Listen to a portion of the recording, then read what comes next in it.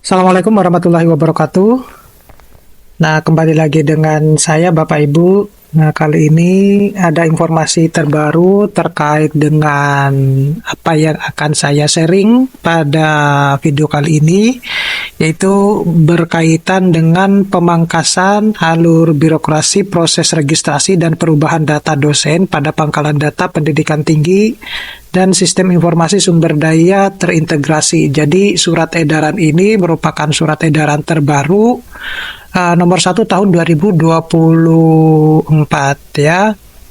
Nah, mungkin Bapak Ibu di beberapa universitas belum mendapatkan informasi ini, tapi saya coba untuk, ataupun bahkan sudah mendapatkannya, tapi saya coba untuk sharing terkait dengan surat ini. Kan adapun kalau mendapatkannya mungkin belum di-share ke teman-teman dosen ya. Nah, jadi surat ini secara singkatnya itu menjelaskan bagaimana proses alur dari pemangkasan yang birokrasi ya, berkaitan dengan birokrasi. Kalau di video saya sebelumnya itu saya menyebutkan bahwa birokrasi di Indonesia itu terlalu berbelit-belit ya, sehingga ada kalanya yang semestinya harus cepat tapi lama. Nah, begitu. Saya juga tidak tahu kenapa semacam itu. Nah, ini salah satu jalan keluar untuk memangkas sistem alur birokrasi proses registrasi yang begitu panjang gitu ya. Nah, Bapak Ibu seringkali menanyakan apa dasar hukumnya apa. Nah, di sini sudah ditulis dasar hukumnya ya. Yang ini yang saya bold ini adalah dasar hukum yang terkait dengan apa yang akan saya share pada video kali ini. Kemudian saya bacakan aja bahwa dalam rangka meningkatkan efektivitas dan memangkas proses birokrasi registrasi dan perubahan data dosen di pangkalan data pendidikan tinggi dan sistem informasi sumber daya terintegrasi atau SISTER sebagai bagian dari implementasi peraturan Menteri Pendidikan, Kebudayaan, Riset, dan Teknologi nomor 31 tahun 2022 tentang satu data. Kalau Bapak Ibu masih ingat dulu ya, kalau semua data kita itu semuanya akan menjadi satu data yang kemudian menjadi sister cloud gitu ya. Di mana Kebudayaan, Riset, dan Teknologi itu secara bertahap sedang dilakukan perubahan yang signifikan baik dari sisi kebijakan, prosedur, maupun sistem yang satu ini yang berjalan.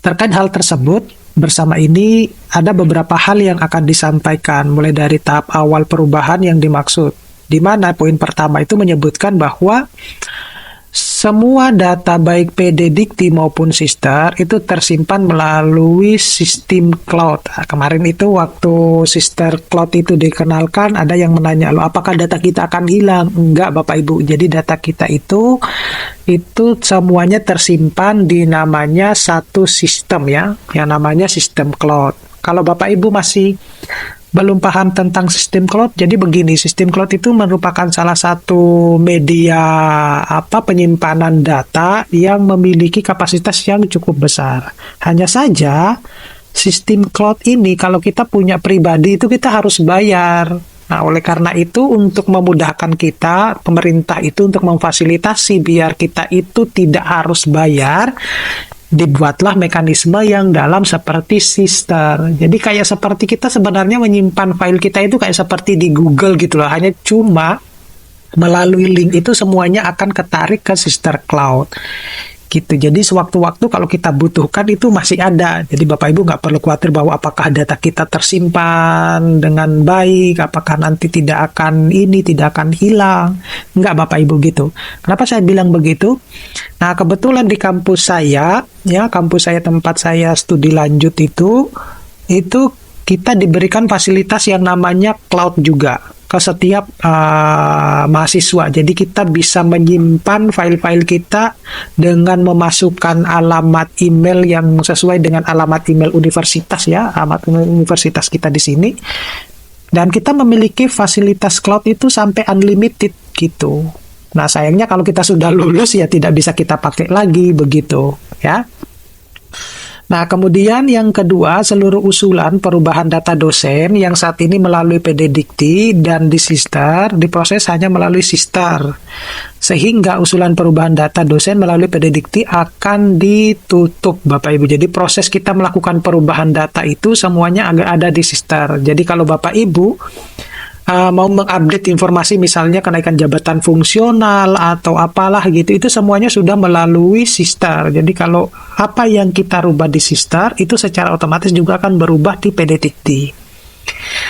Nah, mengingat proses validasi perubahan data dosen melalui Sister yang berjalan saat ini, pertama, perguruan tinggi swasta itu dilakukan oleh Lembaga Layanan Pendidikan Tinggi atau Koordinator Perguruan Tinggi Keagamaan Islam Swasta, dan untuk perguruan tinggi negeri itu dilakukan oleh Direktorat Jenderal Pendidikan Tinggi, Riset dan Teknologi melalui Direktorat Sumber Daya.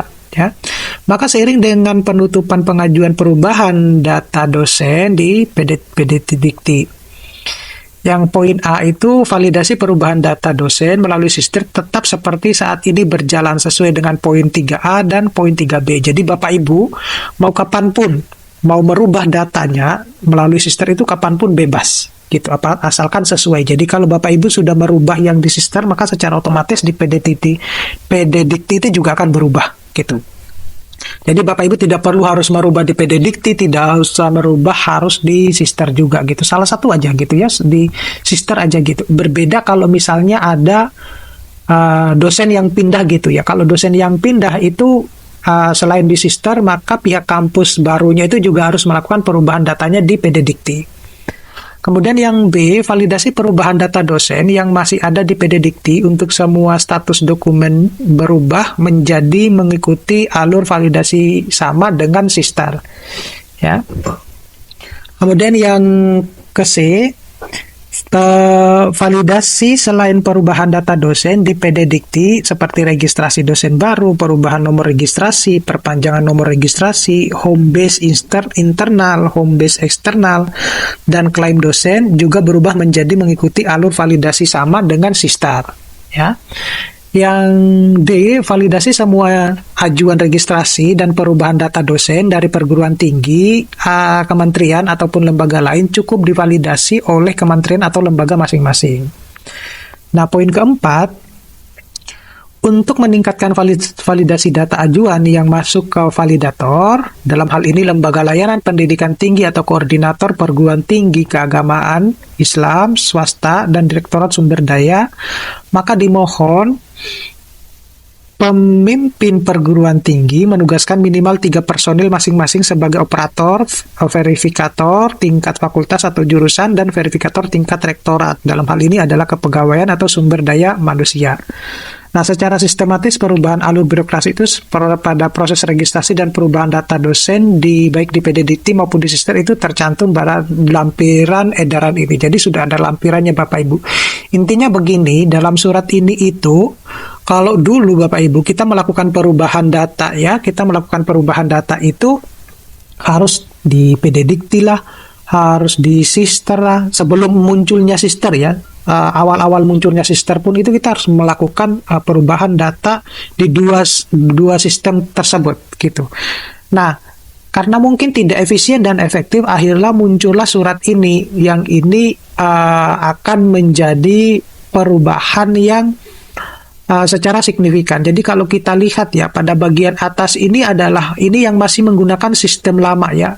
Jadi kalau yang operator PTN itu tidak membutuhkan verifikasi, tapi divalidasinya itu adalah di Dikti ya. Begitupun kalau yang PTS itu kita harus ke LL Dikti dulu ini sebelum ke Dikti. Itu kan ini makan proses ini berapa lama yang LL Diktinya, apalagi kalau kita di kampusnya sendiri ya, itu diceknya itu berapa lama, kemudian sampai ke mana ke LL Diktinya juga itu dicek berapa lama, pada akhirnya ke Dikti itu juga diproses berapa lama baru itu turun gitu. Nah, itu pun yang terjadi di di kementerian yang lain, universitas di kementerian yang lain, itu semacam itu. Nah, ini baru berbicara pada operator yang di kampus. Bagaimana dengan dosen? Ya sama. Jadi kalau dosen untuk yang zaman dulu itu adalah yang saat ini di Sister, jadi dosen PTN, PTS maupun dosen yang ada di kementerian itu itu ke PT-nya masing-masing dulu. Habis itu ke Dikti, baru LL Dikti ya. Kalau untuk yang swasta LL Dikti ya. Nah, mekanisme perubahan yang terjadi saat ini itu adalah, jadi kalau yang PTS itu ya, untuk yang operatornya itu tidak lagi melalui ke Diktinya. Jadi Dikti yang bagian ini itu sudah kepangkas gitu ya. Cukup sampai LL Dikti aja gitu. Sebagai contoh misalnya seperti ini. Saya bercerita tentang yang PTS ya. Kalau kita mau mengajukan kenaikan jabatan fungsional yang mulai dari asisten ahli ke lektor, bahkan isunya bahkan sampai yang lektor kepala itu cukup sampai ke LL Dikti ya. Cukup sampai ke LL Dikti saja. Itu isu yang saya dengar khusus untuk yang lektor kepala ya. Tapi kalau untuk yang asisten ahli sampai ke lektor, itu sampai LL Dikti saja. Jadi kalau dulu ya sebelum isu ini muncul ya, yang saya dengar-dengar itu untuk lektor kepala dan guru besar itu harus ke Dikti kan gitu. Jadi melalui proses mulai dari PTS dirapatkan dulu lah di PT-nya masing-masing, kemudian baru ke Dikti, baru ke Dikti gitu. Nah, sekarang itu sudah melalui proses pemangkasan bahwa khusus untuk bagian tertentu itu Dikti itu sudah tidak perlu lagi gitu ya, karena sudah dilakukan perubahan di sisternya masing-masing. Nah, semacam itu. Jadi, ketika kita melakukan perubahan data di sister, maka secara otomatis itu data yang ada di PD Dikti itu juga secara otomatis akan berubah. Itulah yang dilakukan saat ini. Nah, sehingga salah satu tujuannya adalah untuk mempersingkat waktu proses kita mengajukan perubahan data, ataupun ketika kita mau melakukan perubahan kenaikan jabatan fungsional atau apapun gitu. Itu yang harus dipahami Bapak Ibu ya. Jadi saya harap bahwa surat edaran ini sejalan dengan apa yang ada di lapangan gitu. Karena banyak sekali teman-teman dosen yang curhat ke, baik itu melalui, terutama ke DM Instagram saya ya, mungkin nggak mau berkomentar di mana, nggak mau berkomentar di YouTube saya gitu. Itu kebanyakan memang kejadian antara di lapangan dengan surat yang tertulis memang beda. Saya bilang bahwa itu sudah menjadi hal yang umum ya, kalau apa yang terjadi di lapangan sama yang tertulis itu berbeda. Jadi nggak usah terlalu diperdebatkan ya. Yang perlu diperdebatkan itu adalah, yang menjadi pertanyaan besarnya itu adalah, kenapa apa yang tertulis mestinya tidak selalu sejalan dengan yang ada di lapangan gitu ya. Oke, Bapak Ibu, mudah-mudahan ini bisa bermanfaat. Informasi yang saya sampaikan ini, kita sharing-sharing informasi, sharing-sharing ilmu. Kalau ada salah-salah kata ataupun salah dari penjelasan saya, mohon maaf. Nanti Bapak Ibu juga bisa berkomentar. Kita sharing ilmu. Ini bukan bermaksud untuk menggurui, tetapi kita sharing informasi. Terima kasih. Saya akhiri. Assalamualaikum warahmatullahi wabarakatuh.